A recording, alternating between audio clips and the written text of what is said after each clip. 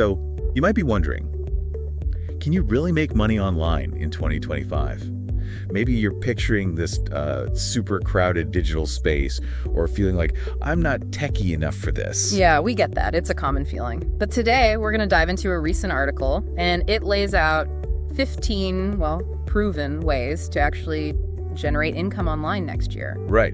And what's interesting is these aren't just, quick fads. No, these are solid approaches. They're kind of evolving with the internet. So our goal isn't just to list them off. We want to really unpack them, give you a clear idea of what actually works. Exactly. Think of this as like your fast track. Maybe you're a student, stay-at-home parent, working full-time, whatever. Yeah. We're going to break down these 15 paths, see which ones offer real doable results for you. Yeah. Okay, let's kick things off with something pretty fundamental. Freelancing. Trading digital skills. Yeah, freelancing. At its core, it's simple. You offer your skills, people pay you for them, usually through online platforms. Like Upwork, Fiverr. Exactly. Upwork, Fiverr, TopTal, even LinkedIn is getting bigger for this. They're basically marketplaces connecting talent with need. And it's not just coding anymore, is it? The article mentioned things like writing, graphic design, video editing, even voiceovers are in demand. Absolutely. And what's key often isn't some long resume. Right. It's your skills. What you can show you can do, results. That often matters more than a degree. Okay, so accessibility is a big plus. Definitely. A strong portfolio, good client reviews, those are often more powerful than formal qualifications. You might start smaller, build that rep. Build those reviews. Yeah. And a little tip here, niching down often helps. Instead of just digital marketer, maybe Shopify email marketing specialist. Okay. More specific. Lets you charge more, less competition sometimes. Okay, this is where it gets really interesting, though. The growth potential. The article mentions starting small, maybe a banner design here, a product description there. Lower rates initially. But as you get experience, those good reviews stack up. You can start increasing your rates, right? For sure. It can really build into something substantial, potentially a full-time income. It reflects a bigger shift, too. Businesses wanting specialized skills project by project. Creates ongoing demand. Yeah. Okay, so that's using skills you have. What about making money when you're not actively working? That sounds like affiliate marketing. Earning while you sleep. Well, that's the dream, isn't it? The basic idea with affiliate marketing is you promote another company's product or service. Using a special link. Exactly, a unique link they give you. Someone clicks your link, makes a purchase. You get a commission. Bingo. And yeah, the passive income potential is a big draw. Once your content is out there, like a blog post, video, whatever, it can keep earning over time. And the article mentions channels like blogs, YouTube channels, social media. It gave that example like recommending a book you liked on Instagram. Yeah, that's a perfect, simple example. If someone buys it through your link, you get a small percentage. Makes sense. But, and this is critical, the article stresses building trust. Right. Can't just spam links. No way. For it to be sustainable, your recommendations have to feel authentic, genuinely valuable, not just a constant sales pitch. So promote stuff you actually like and use. That's the key. Authenticity really comes through. People can tell if you're just trying to sell them something versus genuinely recommending it. Yeah, you wouldn't keep recommending bad stuff to your friends, would you? Yeah. Okay, moving on. Selling digital products. Create once, sell forever. Sounds almost too good to be true. Well, it's not quite effortless like flipping a switch, but the principle is powerful. You put in the work up front, create the product once, and then you can sell it again and again. Without making more physical things. Exactly. No inventory. The article lists great examples. Templates, ebooks, music samples, planners. Budget spreadsheets, Yeah. digital wedding invites. That one was interesting. Yeah. And platforms like Etsy, Gumroad, PayHip are where you'd sell these. That success story was pretty cool. Over $5,000 a month just from digital wedding invitations on Etsy without any printing involved. It shows the potential, right? Like, it's not a magic money tree, but it's a solid way to leverage creative or organizational skills. And the barrier to entry seems kind of low for some of these. It can be. If you're good at design, writing, organizing things, you can often turn that into a digital asset someone will pay for. Okay, let's talk YouTube. Feels like everyone and their dog has a channel now. Saturated, right? But the article mentioned niche segmentation. Yeah, that's the counter argument. The overall platform might seem packed, but it's huge. There are countless specific niches, even tiny sub-niches. So being super focused can actually help. Often, yes.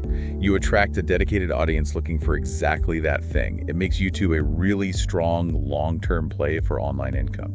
And it's not just about ads anymore, is it? The article listed sponsorships, affiliate links. Selling your own digital products, channel memberships, lots of ways to monetize. And this is a big one for some people. You don't have to show your face. Nope, not mandatory at all. There are tons of successful faceless channels. Think voiceovers, animations, using stock footage. So if you're camera shy, you could still do it.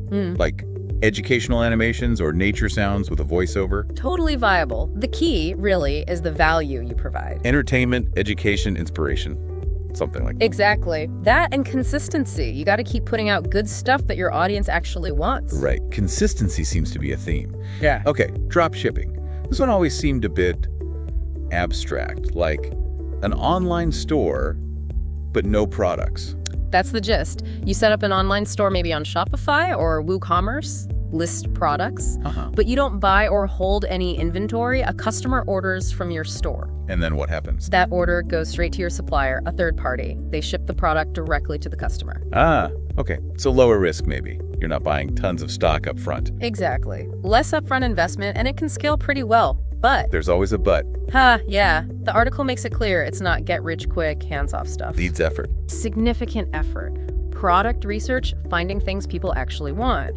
Advertising, often Facebook or TikTok ads, which requires learning how to target well. Customer service, too, I bet. Absolutely. And branding. Yeah. Even though you don't handle the product, you still need to build your store's identity and ensure a good customer experience. Right, makes sense. Okay, let's shift to something more traditional in the online space. Blogging. The article called it the long game. Good description. Building a blog that gets traffic ranks in Google. It takes time, patience, consistent work. It's not overnight success. Definitely not. But once you've built that foundation, the monetization options are pretty diverse. We talked about search engine optimization, SEO. Making Google happy. Sort of. Making it easy for search engines to understand your content and show it to the right people. Keywords, links from other sites, that kind of thing. And how do blogs make money? The article mentioned ads. Ads, yeah.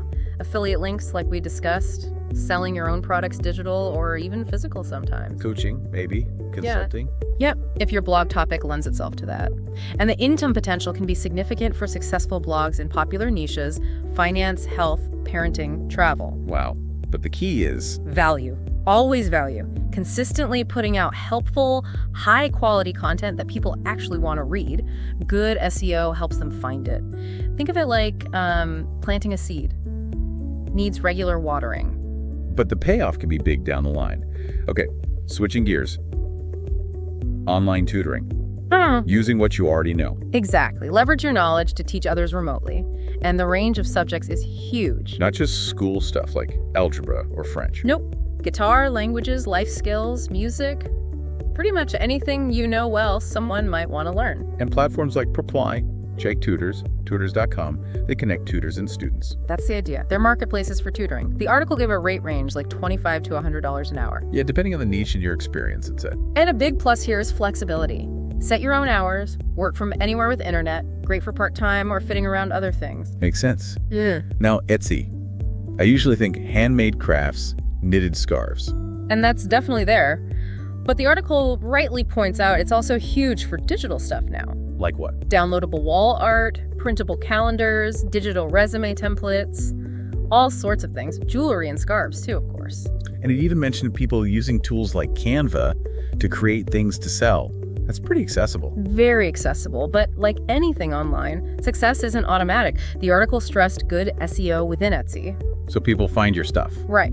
And great product photos are essential. And focusing on a specific niche really helps you stand out. Find your corner of the market. Exactly. Identify that niche, use the right keywords, make your listings look good. That helps attract the right buyers. Okay, using your voice now. Voiceover work. The article said demand is booming. Why is that? It's the explosion of online content, really. Think about it. Commercials, audiobooks, explainer videos, e-learning, podcast intros. Ah, yeah. Lots of things need a voice. Exactly. All that content needs voice talent. And getting started doesn't sound too crazy. Quiet room, decent mic, practice. Those are the basics. Then platforms like voices.com, Bunny Studio, Fiverr, that's where you find the work. So those sites connect the voice actors with the clients.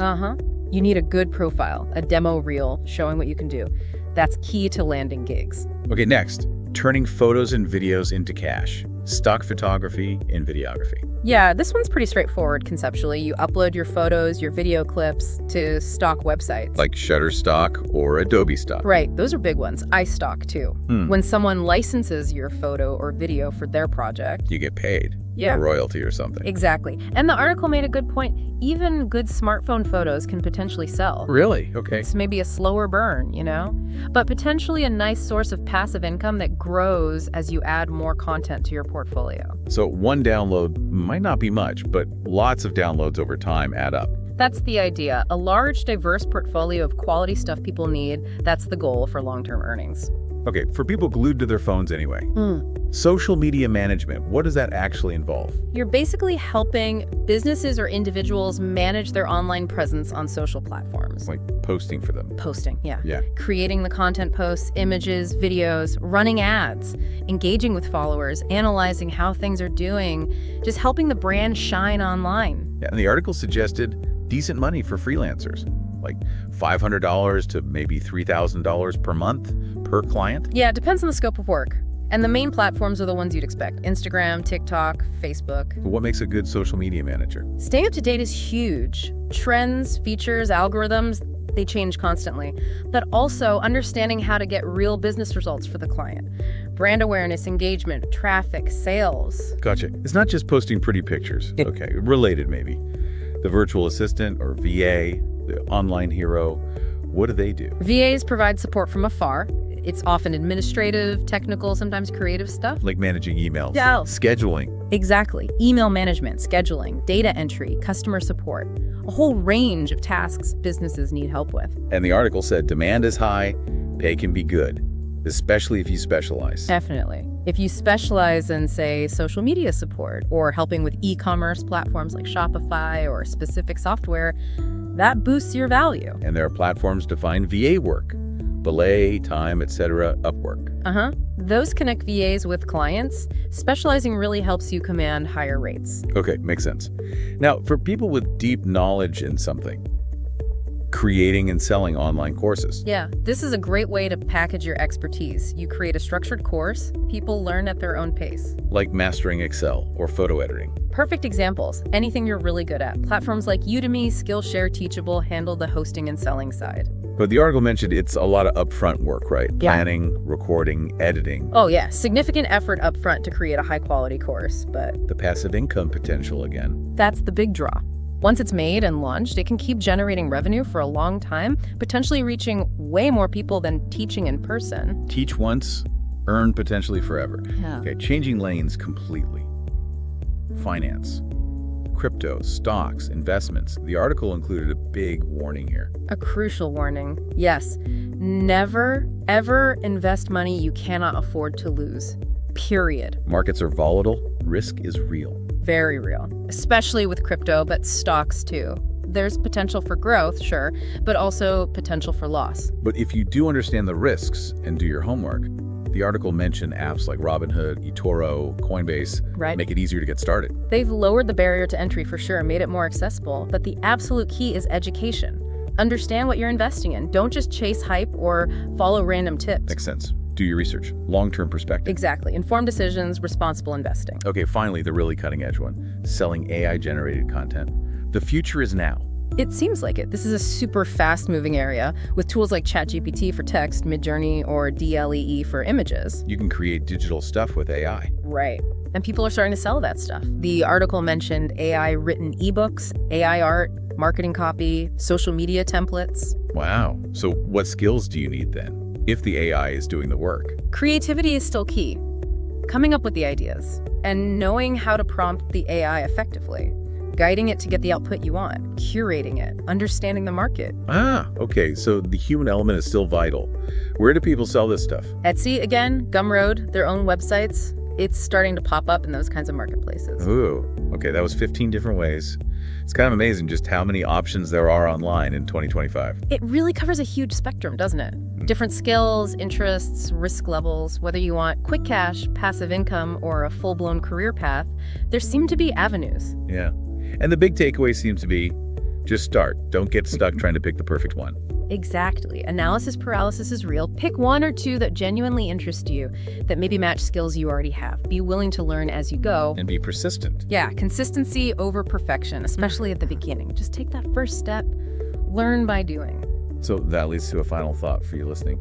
Looking at these 15 methods we just talked through, which one kind of sparks your curiosity the most? Or maybe aligns best with skills you already possess. And maybe more importantly, what's just one small, tiny action step you could take, maybe even today, to start exploring that one possibility a little bit further?